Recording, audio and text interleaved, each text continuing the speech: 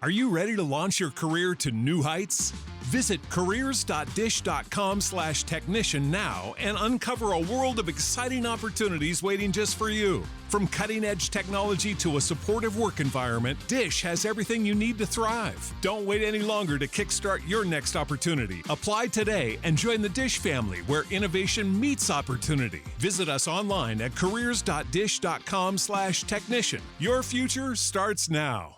You're listening to the Archaeology Podcast Network. You are now entering the Pseudo-Archaeology Podcast, a show that uncovers what's fact, what's fake, and what's fun in the crazy world of pseudo-archaeology. Hello and welcome to the Pseudo-Archaeology Podcast, episode 112. I am your host, Dr. Andrew Kinkella, and tonight it's the Solutrean versus the Silurian Hypothesis. Which will win? Which will lose? And knowing this show, both are losers. So what am I doing here tonight by myself in the darkness, talking to you people? I thought I'd talk about two hypothesi that I used to get messed up. I would mistake these for each other for years. And there was a point where I just thought it was one and I was getting the names wrong. These are the Solutrean Hypothesis and the Silurian Hypothesis. Now, they don't really relate to each other in any way, except that they're both full of their own different brands of foolishness. So basically, and I'll get into this more in a second, but basically the Solutrean hypothesis is that Europeans crossed the Atlantic at the same time as the first peoples were coming across the Bering Land Bridge. A handful of people from Europe came across the pack ice and came into the New World like 15 or 20,000 years ago. And the Silurian hypothesis is that there were advanced civilizations on Earth hundreds of millions of years ago. So I think we should just take a moment and appreciate the true pit of despair that I'm in tonight. I mean, civilizations hundreds of million years ago, Europeans coming across the pack ice 20,000 years ago. Like, don't you feel for me on this one tonight? I mean, if you're walking along and you see an open pit and you look down there and you're like, Kinkella, are you in there? And you hear this tiny voice. It's like, yes, I'm down there. You're like, yeah, this is Kinkella's pit of despair. He's down there. And my friends, tonight I'm deep. Like, I don't know how to explain this to you, except I guess we will bulldoze forward. We will focus and we'll get through this, you and I together. So you know what? We're going to do the Silurian hypothesis first. I'm sorry. I'm laughing. And again, just so we have this straight in our brains, the Silurian hypothesis is the idea that advanced industrial civilizations were around on Earth like 100 million years ago, right? The idea that, according to the Discovery headline from a couple years back, quote, an advanced civilization could have ruled the Earth millions of years ago. Really? Could it have? Are you sure? Because you see, the amount of evidence for this is, well, I've been looking for it in my pit of despair, and there isn't any. It's just dark down here. Yeah, I'm looking for it. It's not there. So where does this come from? What is this? What is this? What is this foolishness? Why are we having to deal with something like this? So I have to blame multiple sources, but mainly I blame a 2018 paper that was in the International Journal of Astrobiology, right? And these two guys, Schmidt and Frank, wrote this paper in a real journal, real scientific journal, kind of like a what if thought experiment. Now, I don't fault them for doing something like this. It's just kind of for fun, you know? And so these guys, they're kind of astrobiology, geophysics type of people. And they just thought, hey, okay, if there was an advanced industrial civilization 100 million years ago, what evidence would there be? You know, how could we find out if there was one, what to look for? So they kind of went down the rabbit hole, and the idea would be that you would look for like spikes in environmental change, just like we're having global warming right now because we're an industrial civilization and we're burning too much carbon, and you guys get it, global warming and that kind of stuff. That you would look for the equivalent of that like 100 million years ago in the geological record. Okay. And they even say like, hey, this is just a thought experiment. But you guys know my pain on this. You know that every half-assed fool is going to take this and, oh, my friends, they are going to run with it. You know, so you're going to get scientists say advanced civilization, like that Discovery article, you know, advanced civilization could have ruled the earth. It's like, damn it. You know, astrobiologists, man, they're making my life hard. Can't they think of your humble narrator and archaeologist, Andrew Kinkella, when they do this kind of stuff? But they don't, do they? So this then comes out, and you know what's funny is I started to hear a bunch more of that. I remember this, and like 5 years ago or so. All of a sudden, you're hearing this like ancient civilization of 100 million years ago, and it just seems ludicrous because, in fact, yes, it's ludicrous. There's no evidence for this, and even to see a spike like that at 100 million years ago, it could be lots of things, right? It doesn't have to be from burning fossil fuels. And they even, I think, argue in their paper that there would be enough fossil fuels to burn at the time. But if we even think wider, why would another advanced civilization go with burning fossil fuels? You know, it's really weird. It's an odd take on things. Like, yeah, you know, if they were advanced lizard creatures, and again, this is also what they're saying, like this isn't going to be human beings, right? This is not going to be Homo sapiens, because I mean, they have their scientific standards, please. It's going to be some sort of, you know, completely different creature. So, but why would this creature burn? You know, you see how this gets just like so weird. I guess you could say my favorite part of this is the name, the Silurian Hypothesis. The word Silurian comes from Doctor Who. Yes, the Silurian people in Doctor Who. If you don't need any more evidence that astrobiologists are nerds, well, I have some for you. And in terms of being fully open with my audience, I have to say that I'm a decent Doctor Who nerd myself. I used to watch Doctor Who. OG, dude. I watched like Tom Baker when I was like 10 with my dad. Like, this is going to be early 1980s, you know? So I know Doctor Who, my friend. But the Silurian people are kind of one of those creatures. They're a race of lizard people. And they kind of come and go. They're kind of secondary sort of villains, right, that show up every so often in Doctor Who. But the idea is that they live underground, these lizard people living underground, and they are an ancient race. For those of you who are fans of Doctor Who from the David Tennant era, the modern era, they have the Silurian people on there too. And I think you've seen them, you know, in various episodes. If you're a modern fan, you've seen this. Again, this idea that these creatures are ancient, you know, in their history, on the order of tens or hundreds of millions of years. So they're reaching for kind of a pop culture reference to call their hypothesis by, right? The Silurian Hypothesis, the idea that there really was something like lizard people 100 million years ago, burning fossil fuels and creating a vast, complex civilization, right? What would be left?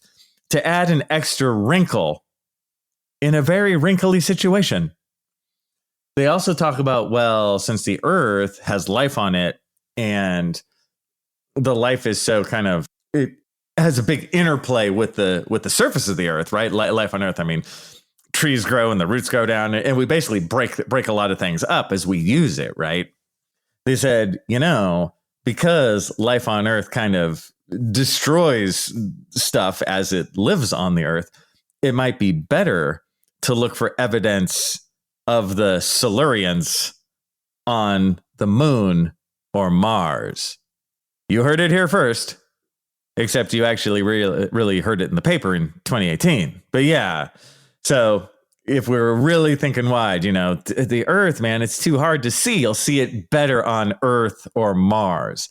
And right there, I'm like, you guys are killing me, man. Because every pseudo-archaeologist, you guys know, I think most of us almost know culturally, like the famous face on Mars, like the human face on Mars, that was just a function of the camera technology of like the 1970s. They've rescanned Mars in the same spot and it doesn't look like a face anymore. I mean, do I miss the face of Mars? I totally do. The face of Mars is fun, but they just stay with that kind of stuff. And unfortunately, even though, dude, I don't want to take this too seriously. It's just a couple astrobiologists, couple astrophysicists having a little bit of fun. I want them to have their fun, but it bums me out that their fun time has got to make a story that if it was a science fiction story, again, as part of Doctor Who, I dig the Silurians in Doctor Who. That's awesome. But in terms of having anything to do with reality, you don't want to make your science fiction creatures real and then try and argue for them based on no evidence at all. So if you listen close, that scraping sound is me digging my pit of despair even deeper. When we come back, if you thought I wasn't deep enough, let's do the Solutrean Hypothesis. Chicken tacos should only be trusted to chicken professionals. That's where we come in. Introducing Zaxby's new chicken finger tacos. One comes with pico de gallo and creamy chipotle ranch. And the other comes with bacon, lettuce, tomato, and avocado ranch.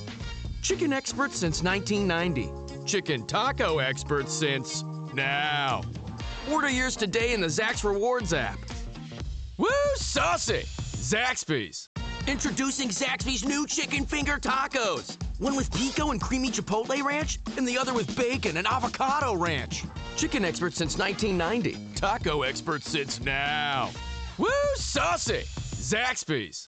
Hello, and welcome back to the Pseudo-Archaeology Podcast, episode 112. I am your host, Dr. Andrew Kinkella, and when we last left me, I was in a deep pit of despair.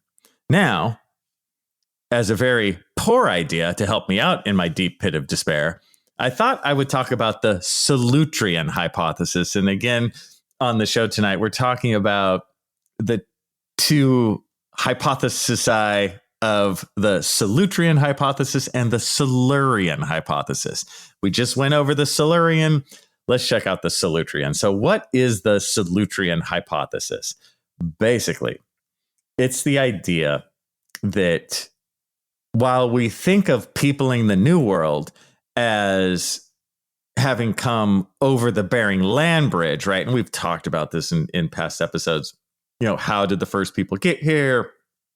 The dates for the earliest people into the New World, good solid dates. Look like it's around, we could say 17,000 years ago or something like that. It's somewhere in that vicinity of people coming across the Bering Land Bridge. Again, it was the Ice Age, so it was a land bridge across from the far easternmost Asia into Alaska, right? And we have a ton of evidence, genetic evidence and so on, that the first peoples came that way. Now, the Solutrean Hypothesis doesn't disagree with that. It adds a little. It says, you know what? While that was happening, there might have been a small group of people or a moderate group of people that came to the New World from Europe.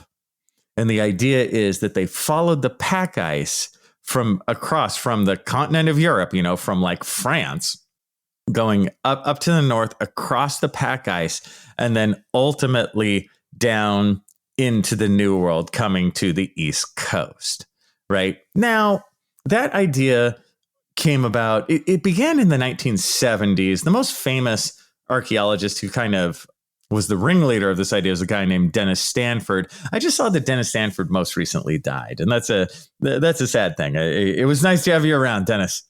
Now, this idea, I think the term controversial fits this idea perfectly, and we don't have any direct evidence of this at all. But so why even bring it up in the first place? Why did people like Dennis Stanford talk about the Solutrean hypothesis? Here's why. It has to do with Clovis. Now, we know that Clovis points are those large, flat, nicely made spear points that date to right around 13,000 years ago. People who push the Solutrean hypothesis say, look, we don't really see the antecedents of that, the earlier forms of that in Northern Asia.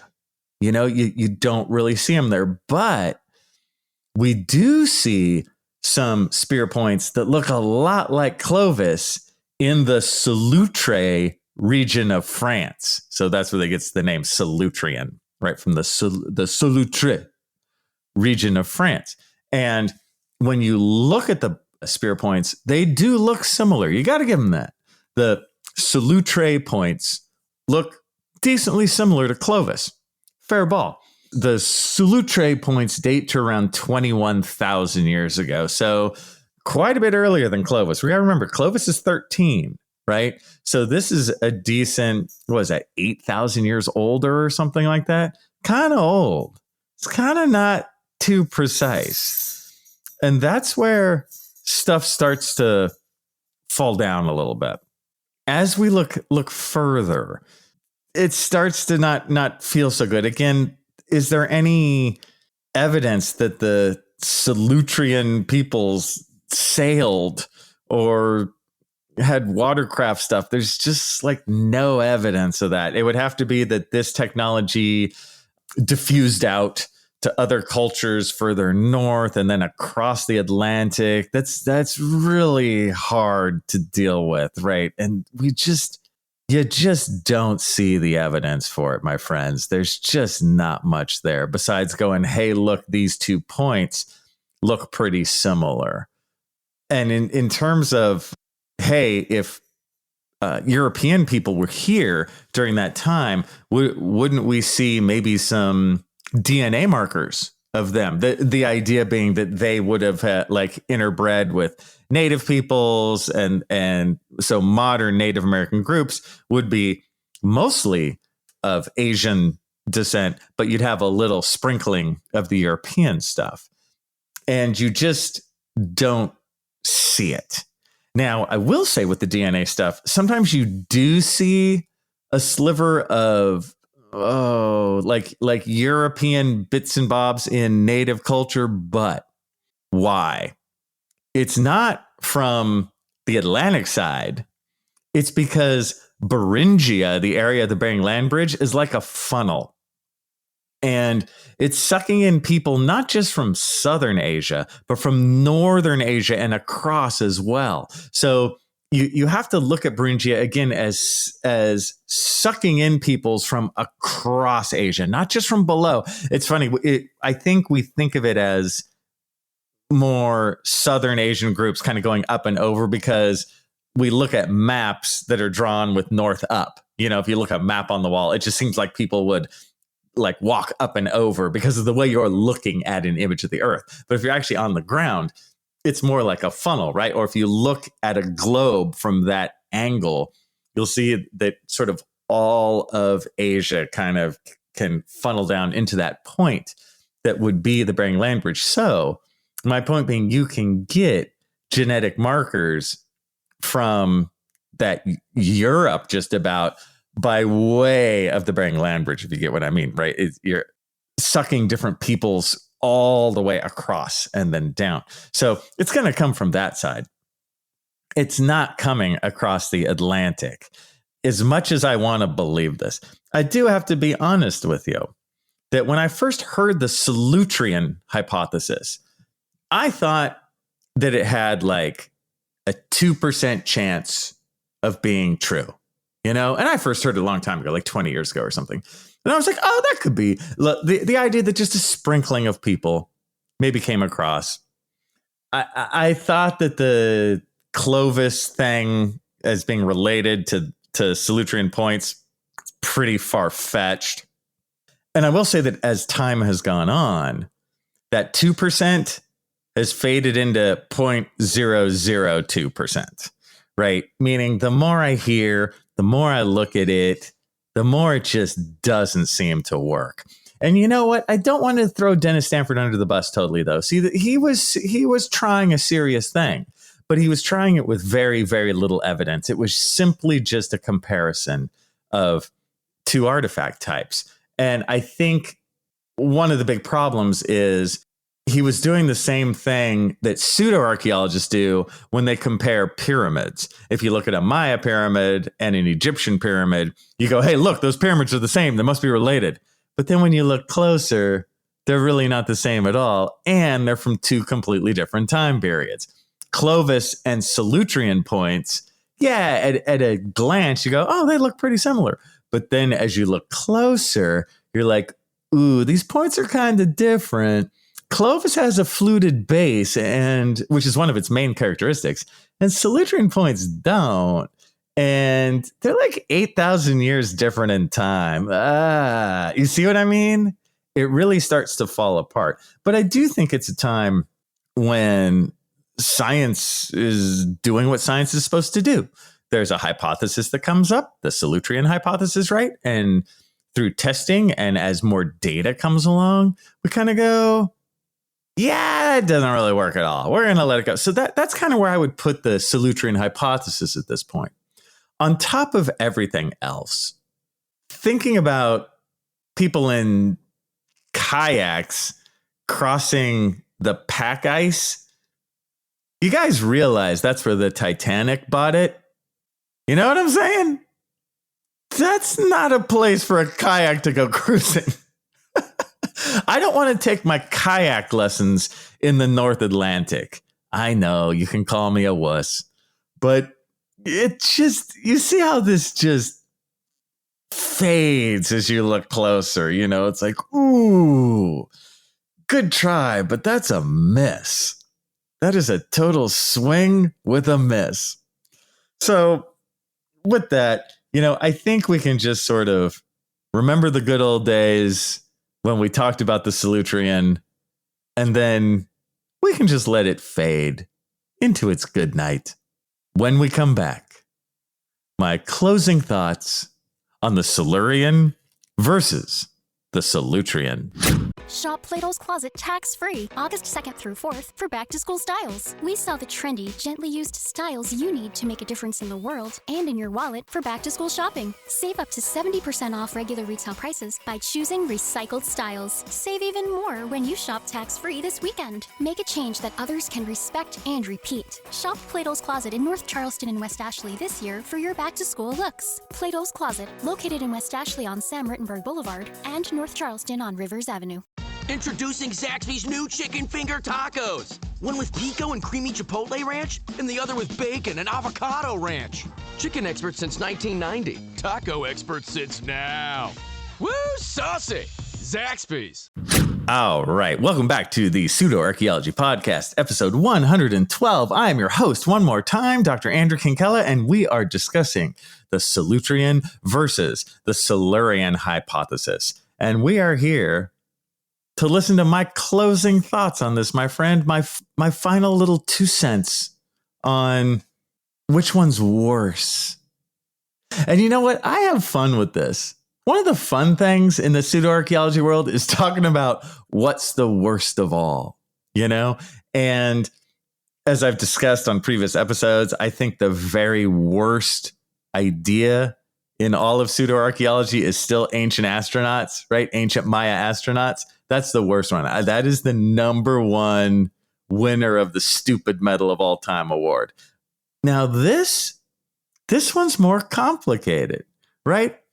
It's like, is the idea that there were lizard people 100 million years ago with complex societies on Earth, that was true?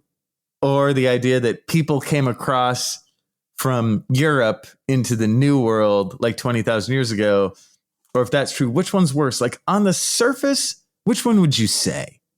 Now, I think on the surface, we're going to go with the lizard people, right? Because the lizard people is like so stupid and it's so silly. Really, this is almost like a silliness factor or an outlandish factor, you know, but let me kind of go a little deeper with this. So yeah, we're going to go lizard people. All right. That's stupid. But check this out. For the everyday public, who my listeners are not, you are much beyond the silly, normal public everyday Joe. I know you are, my friends, because you people are awesome. But your normal everyday Joe is, I think, going to look at the Silurian hypothesis with the lizard people and be like, yeah, that's like, okay, that's stupid. And they'll have a laugh, right? With the Solutrean hypothesis, if somebody's really pushing it, they're going to go with it. You know, that's an easy one to make seem like it's much more than it really is. It reminds me a lot, actually, of the difference between ancient aliens and ancient apocalypse. And what I mean there is we poo-poo ancient aliens so much, right? And I'm not here to say ancient aliens is great. I'm not here to say ancient aliens is correct. But ancient aliens is so outlandish that I think a decent number of people can watch that and see its outlandishness, right? And have a laugh at its expense and just go, yeah, whatever, aliens, right? You can see that, right? It's so over the top. But ancient apocalypse, the Graham Hancock show, masquerades as seriousness. Graham Hancock takes it seriously.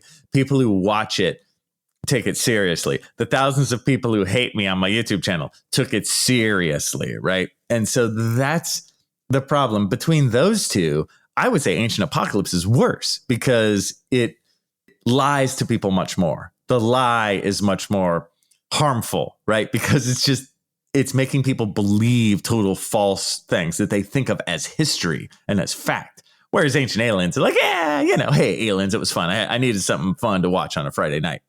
I see bits of this here too.